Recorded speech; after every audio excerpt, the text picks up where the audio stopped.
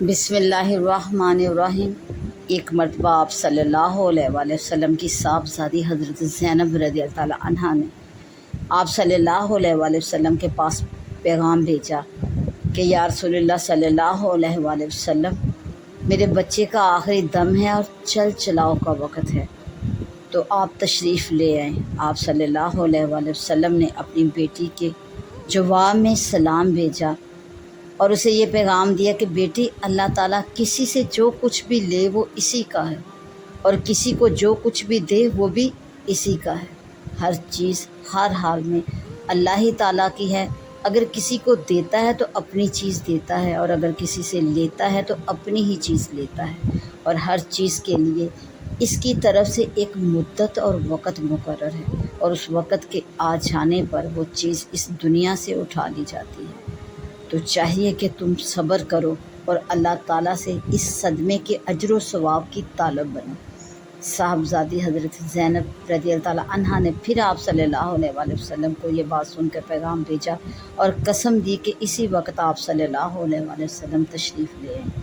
آپ صلی اللہ علیہ وآلہ وسلم اٹھ کر چل دیے، اور آپ کے اصحاب میں سے حضرت سعد بن عبادہ، حضرت معاذ بن جبل، حضرت ابی بن کعب اور حضرت زید بن ثابت اور بہت سے اصحاب رضی اللہ عنہم آپ کے ساتھ ہو گئے۔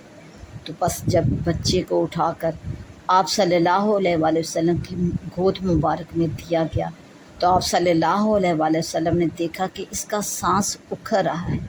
اور اس کے اس حال کو دیکھ کر آپ صلی اللہ علیہ وآلہ وسلم کی آنکھوں سے آنسو بہنے لگے۔ اس پر حضرت سعد بن عبادہ رضی اللہ عنہ نے عرض کیا کہ اللہ کے نبی، یہ کیا؟ تو آپ صلی اللہ علیہ وآلہ وسلم نے ارشاد فرمایا کہ یہ رحمت کے اس جذبے کا اثر ہے جو اللہ تعالیٰ نے اپنے بندوں کے دلوں میں رکھ دیا ہے، اور اللہ تعالیٰ کی رحمت انہی بندوں پر ہوگی جن کے دلوں میں رحمت کا جذبہ ہو، اور جن کے دل سخت اور رحمت کے جذبے سے بالکل خالی ہوں، اللہ تعالیٰ کی رحمت کے وہ لوگ مستحق نہ ہوں۔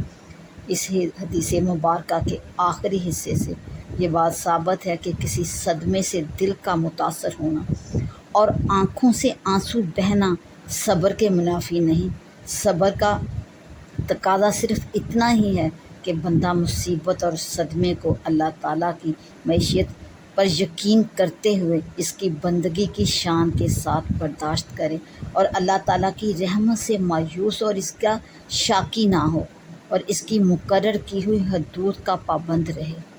باقی قدرتی طور پر دل کا متاثر ہونا اور آنکھوں سے آنسو بہنا قلب پر رقت اور اس جذبہ رحمت کا لازمی نتیجہ ہے اور جو اللہ تعالیٰ نے اپنے بندوں کی فطرت میں ودیت رکھا ہے، اور وہ اللہ تعالیٰ کی اس خاص